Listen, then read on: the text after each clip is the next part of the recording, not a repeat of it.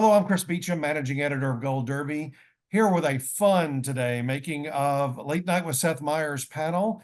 Here to talk to us are Seth Meyers, the host and writer, Amber Ruffin, writer and performer, Jenny Hagel, writer and performer, and Alex, right? That's right. That's a very good introduction. Alex Baze, head writer. Yeah. Good to see all of you today. I wanted to talk about your 10th anniversary. Seth, when you first started, did you possibly imagine being on here 10 years and all of the good times that you've had over the 10 years? No, I was praying for 5.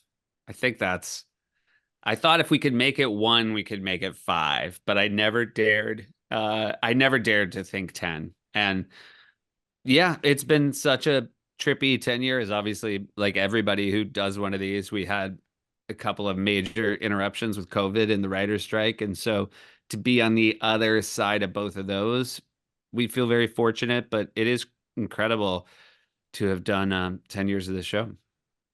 Amber, what are your reflections on 10 years? It has truly been a nightmare. Seth is horrible to work for. I'm a bad guy. You're taping this right. No, we have had it's been pretty dreamy from the start. Like from the very beginning, we as one of the writers, we chased around what we thought Seth would like. And then it became clear that he just wants what you like. And then once that clicked in everybody, we've been just horrible to deal with. Yeah. We have been just a bunch of wild babies. I tell people this job is a little like the Montessori school.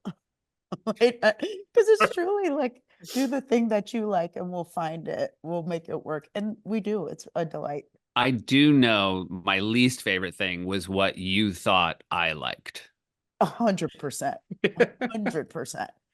That's Jenny, how about you on 10 years? I think for me, so I came in 2 years into the show, so I'm at 8 years.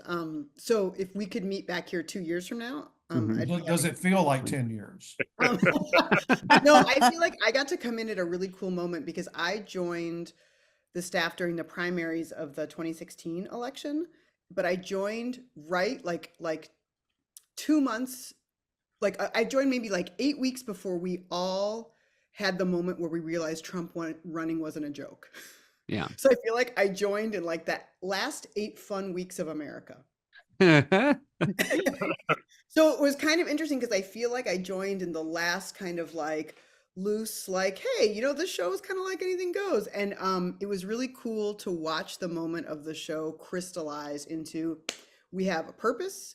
We have a very specific voice. And like Amber said, the voice is driven by and it could be Seth comes in the morning and is like, hey, this is what I want to talk about. But also he's open to a specific writer coming in and being like, hey, this news story moved me. This is what I want to talk about. And Seth is open to hearing that and being like, great, let's talk about it. But I think we all, the way that many Americans were kind of had a moment where we were all crystallized into hey, we have a purpose now. The show suddenly zinged into a focus, and it was very cool as a new writer to watch that happen, because I remember my second week I pitched something that was it was what about bad Airbnb listings where it's it has a nice bay window but a cabinet full of bees, and someone was like, yeah, great, write it up. But then 6 weeks later it was what if we didn't have voting anymore? Everybody's like, yeah, we might not have voting. And it was really cool to watch the show kind of really get this fire under it and have what we were about and what we wanted to talk about narrow. And I just feel really lucky to have gotten to watch that transformation happen. And Alex, I'm sorry I messed your name up earlier. It's all right. It's a hard name. I will say, as a better introduction, I saw online where Seth in a podcast called you the greatest joke writer in the world. So he's very nice. He doesn't know that many joke writers. I don't like to interact with them. They're so needy. It's true. And sad all the time. My experience with the 10 years is kind of the opposite of Jenny's. For me, it was 10 more years because I worked with Seth for so long at Weekend Update before we came over to this show. So it kind of felt like an extension and expansion of what we were doing at Weekend Update.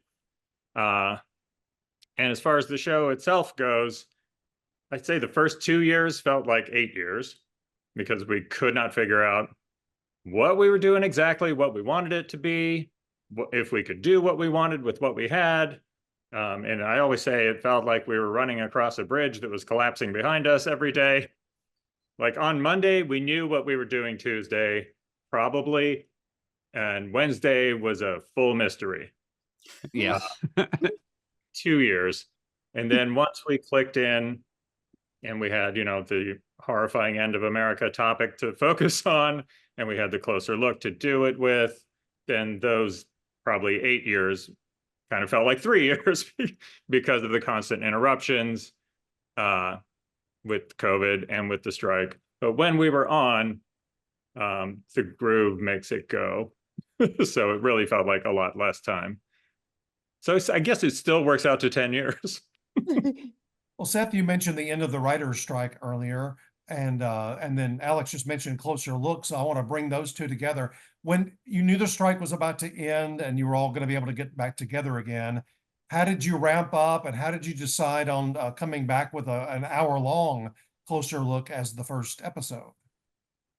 We wanted it to feel special, and we didn't want to depend on a guest to signal to the audience it was special. Who do you get to come back after 5 months? It's so special. It makes up for all the time you missed. And so it was fun to just sort of put it on ourselves to say to the audience, hey, we really appreciate that you look to us for this sort of thing, and we really like doing it. So we're gonna just stretch it out. Certainly plenty of stuff has happened that we missed.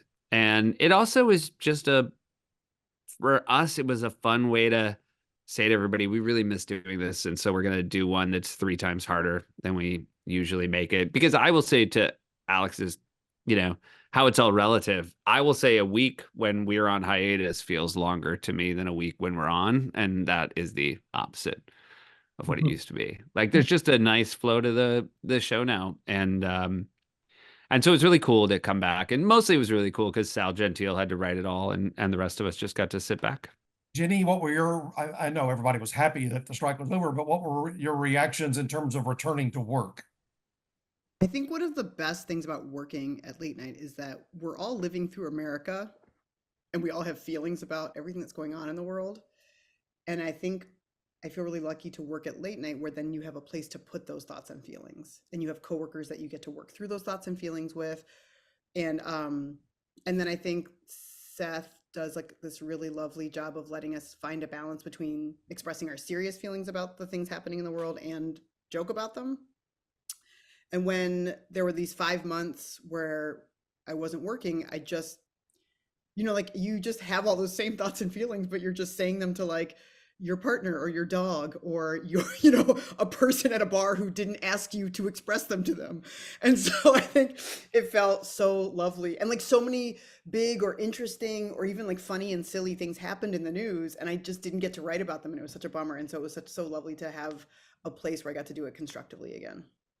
Well, Amber or Alex, anybody really, was there, do you recall a moment during the long months that you were off that happened in the news where you were like, oh, I wish we were on the air tonight?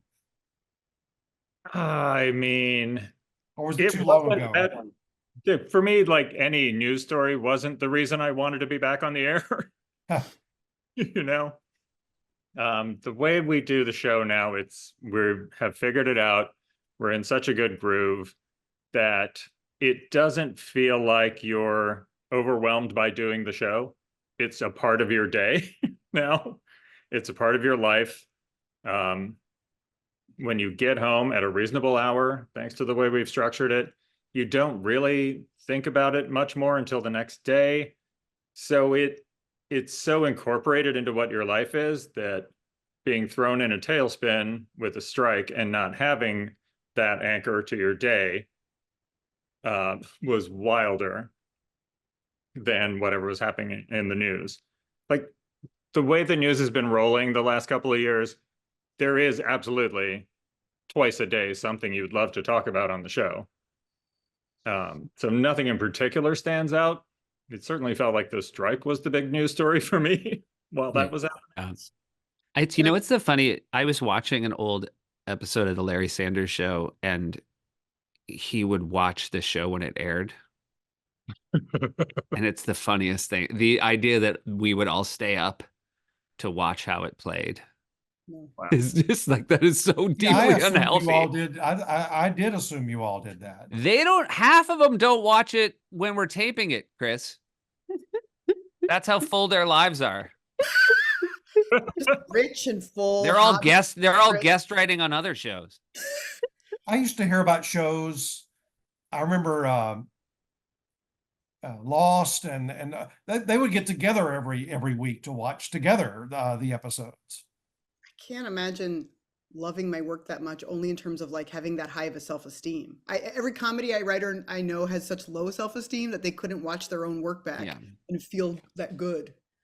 I will say this in defense of the people who worked at Lost, at least it would look different when you saw it on TV. Yeah, Then Well, when and you they were shot shooting it. basically 3 or 4 different shows, so they were watching Yeah, that would be fun. 3/4 Ours of what looks they were exa- seeing was not stuff they shot. Yeah. Whereas that we're just doing it. I mean, if anything, it's easier to watch it when it tapes because it's shorter. You don't have to wait. We don't even take a full commercial break between acts, so we keep it moving. Well, I want to bring up, Seth knows I always bring up Emmys because we're an awards website. You've been in Yep. for Variety Talk Series the last 2 years. I was so thrilled to finally see you get in there. Thank and you. Variety writing for several years. What did that mean to all of you to finally get into the series category? Last year was the nicest because it was I believe it was the first time we had both writers in series, and that was just really cool because when it's only one of the two, some people are less. I shouldn't.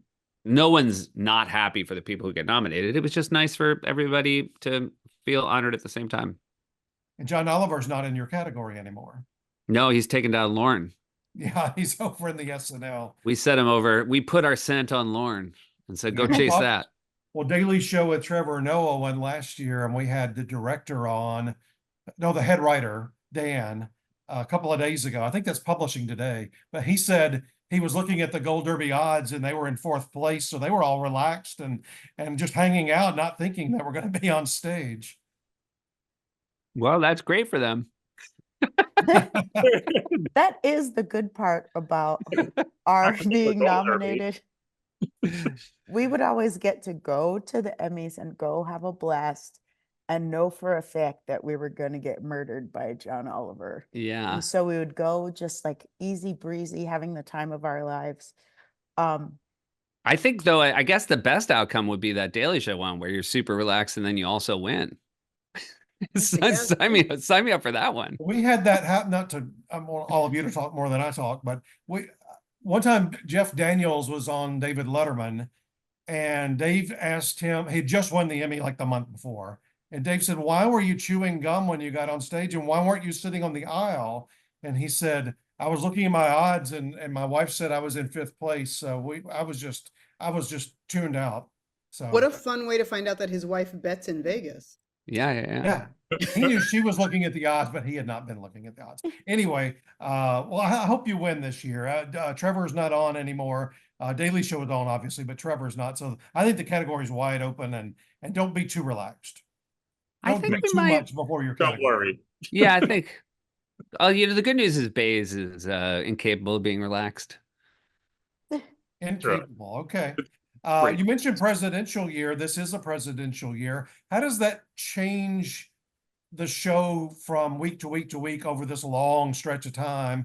And does anybody have a prediction on what's going to happen in November? I'm just gonna check out the Gold Derby odds. We've thought about call doing Jeff Daniels- presidential I'm gonna call Jeff and Daniels' election wife. odds. It is 4th place. Whoever's in 4th place. Yeah. Oh no, Marianne Williamson. Could do worse. I think like for us, you know, again, we're not particularly good at predicting anything. I think we're good at reacting to what's already happened.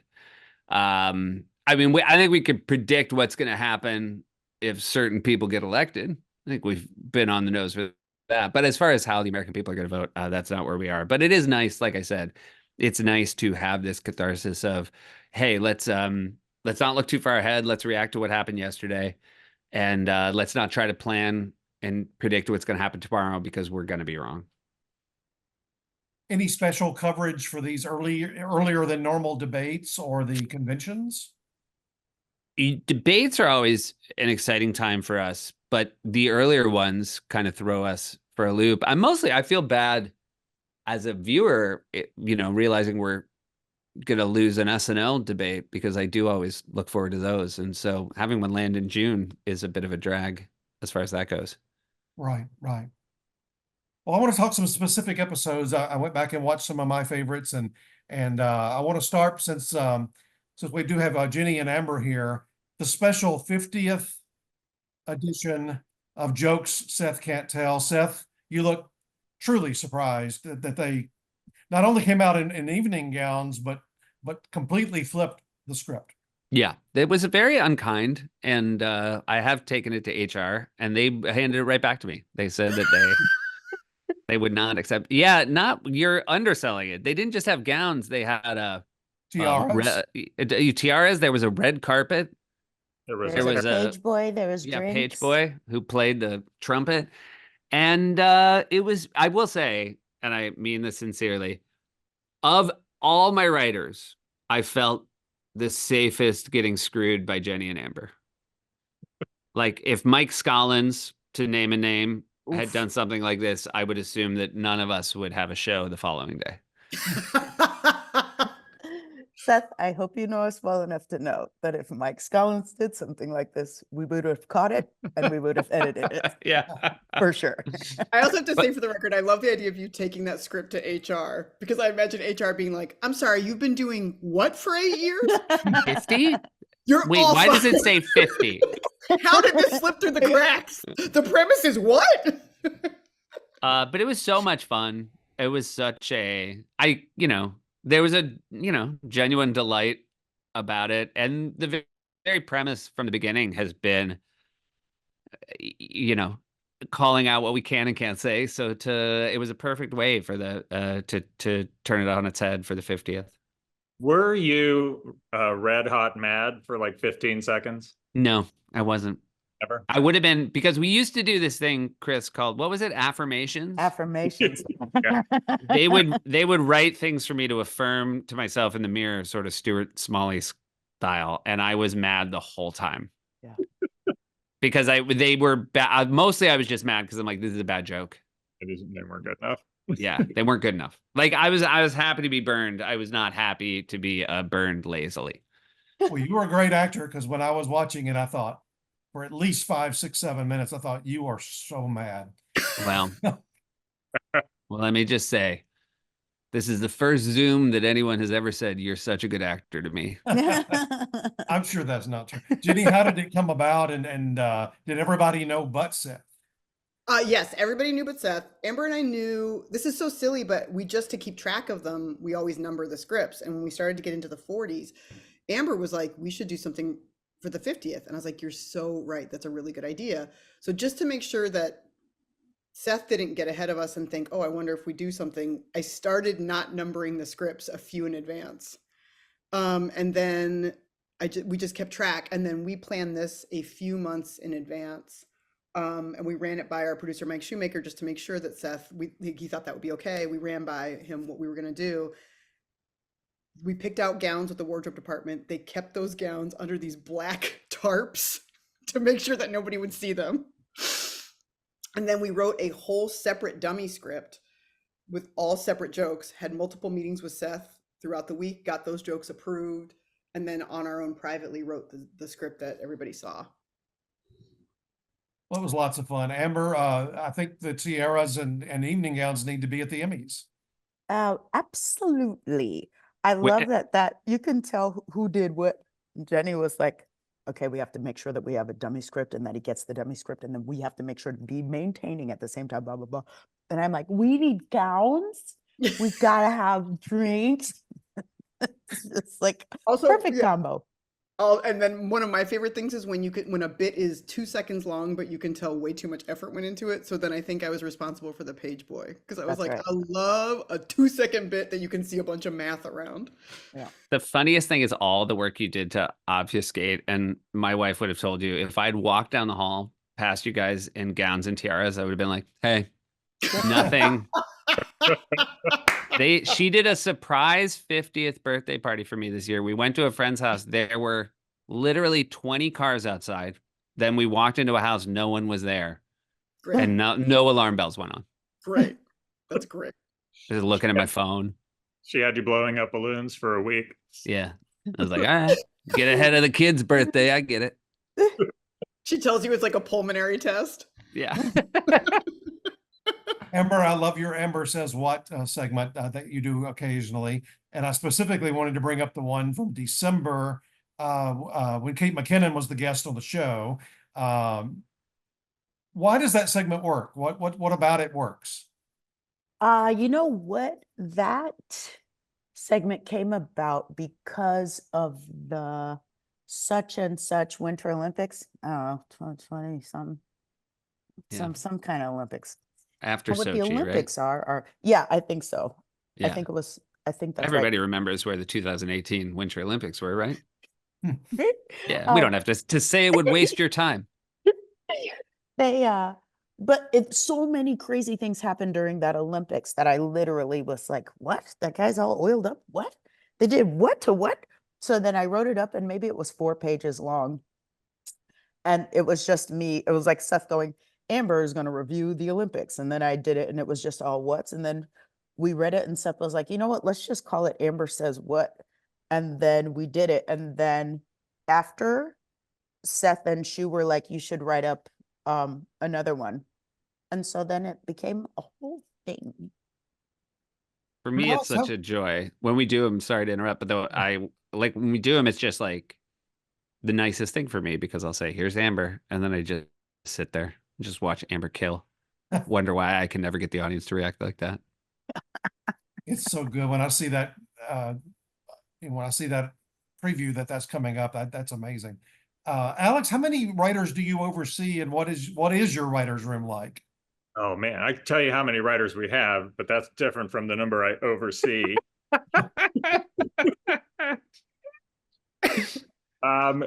Actually, I can't tell you. I think we're at 10 or 11 now. Yeah, about 10 or 11 writers.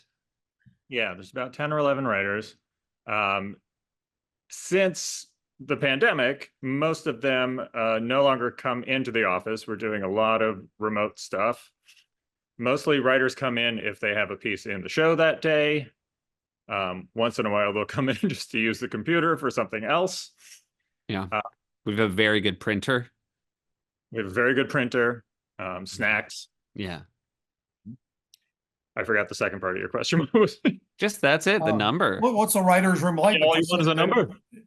Well, The yeah. second question was how good is your printer? Oh, so good.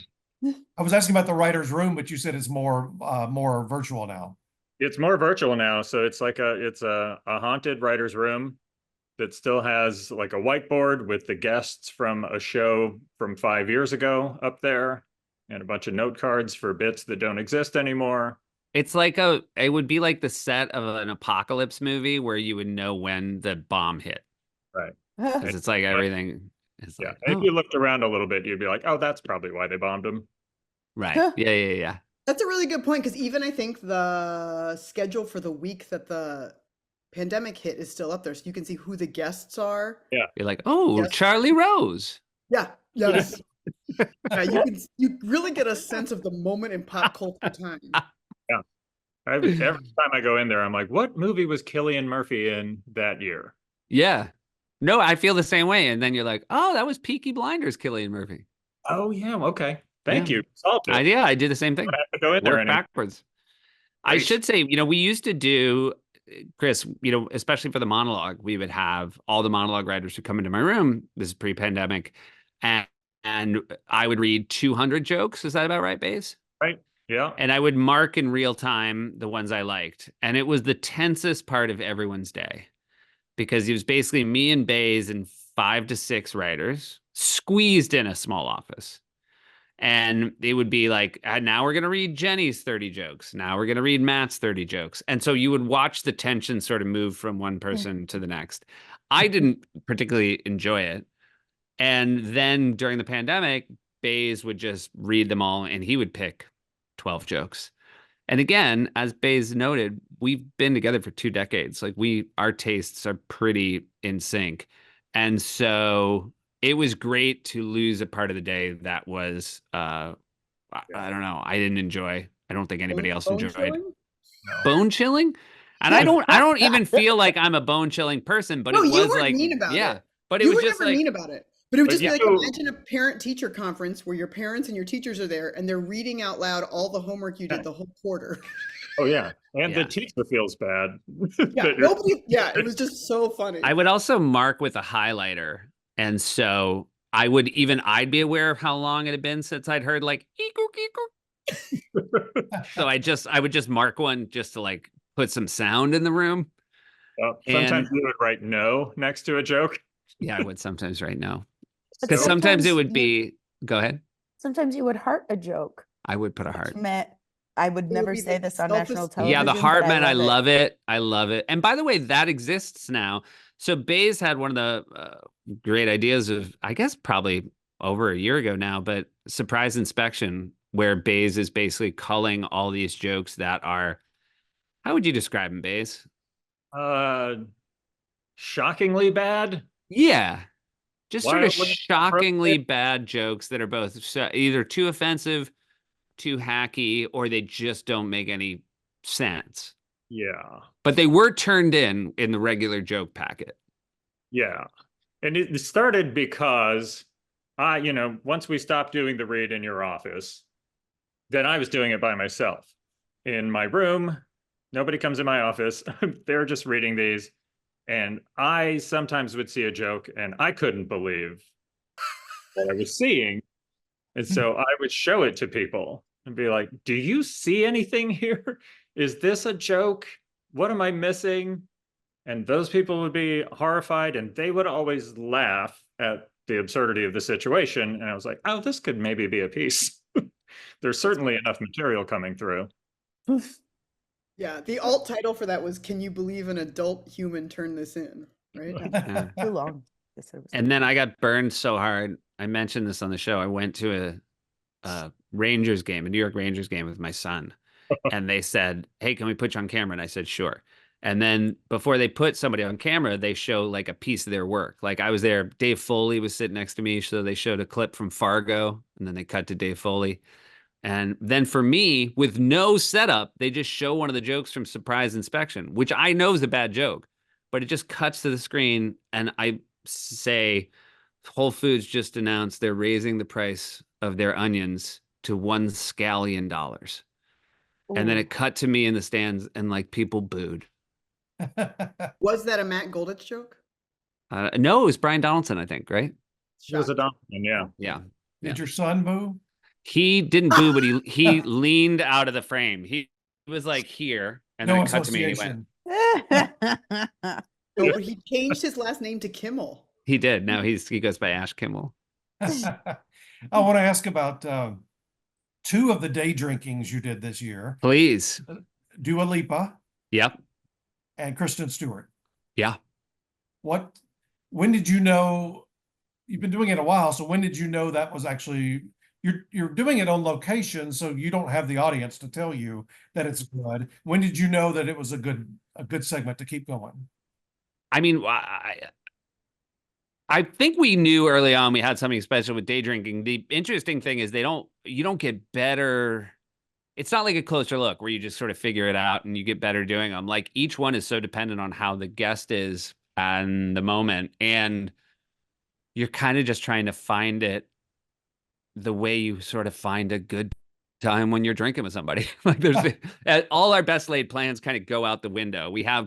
Obviously we put a lot of work into the structure ahead of time to have games and moments, but ultimately it just comes down to, is this person a fun hang in the afternoon at a bar? And then I think that's why they're fun to watch and why they can be sort of 15 minutes long and the audience doesn't seem to mind. They always feel like if you ask someone, they'd say, oh, 7 minutes. And you're like, no, double that. And they're like, oh, wow. So that's the fun of it. And obviously Dua and Kristen are examples of the fact that they're just charming people and just fun to watch.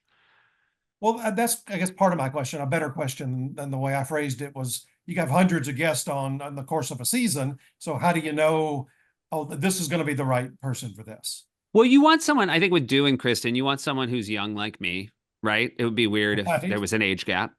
So it's just young people. You just want to see young people to get know. I think that we've had a lot of luck with musicians, and sometimes it's, Jeremiah, who runs our music department, he said, look, I think Dua Lipa would be great. I know people who know her. Everything I'm hearing is she would be great at this. And then with Kristen, it was sort of the opposite, which is I don't think she naturally seemed like someone who it would be great with, but her team said she'd be down to do it and promised that she could put him back and is a fun person to put him back with. And both, I think, were very different and wonderful, both to do and to watch after the fact. A couple of episodes I wanted to ask about just in general, that I just thought were some of your best. From just a few weeks ago in March, Paul Rudd and Paula Pell. Yeah. That was a particularly good. You can't go wrong with either one of them. No, and it's nice that they know and trust each other. And so we're happy to be on the couch together. It's very rare for us to have, guests out at the same time.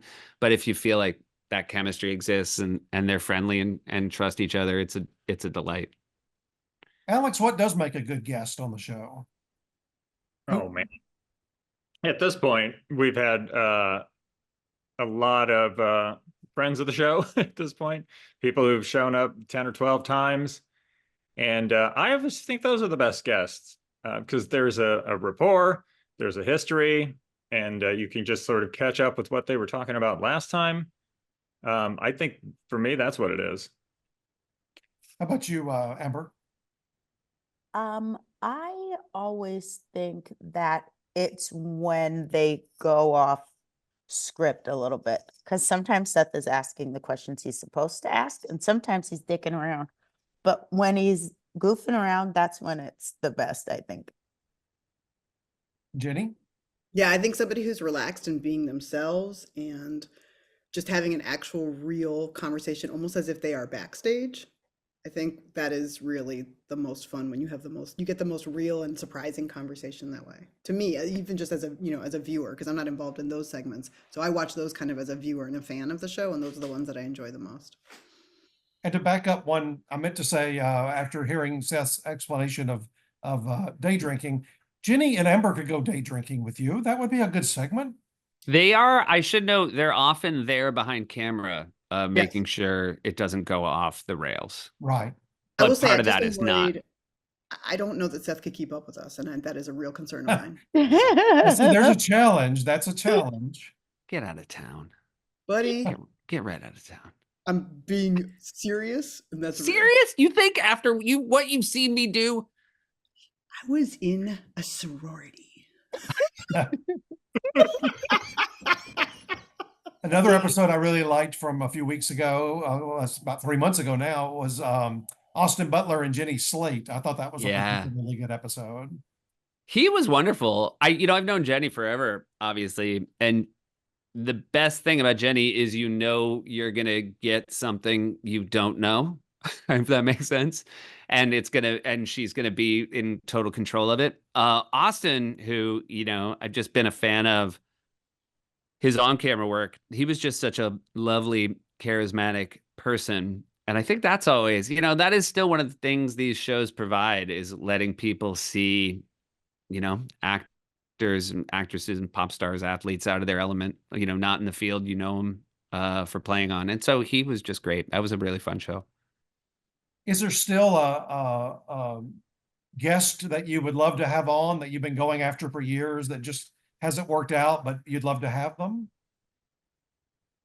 Do you guys have any? Who's your dream, Amber? Yours used to be Rihanna. Remember that? And now I'm then good. She did day drinking. And now I'm good. And it was her dream to do that with me too. So it was like that rare thing where both just young people. It's just young people together. That's what people like watching. don't sit. Meanwhile, you look like you just got found on a deserted island. What is happening? I thought we what were is- all gonna wear giant headphones. What?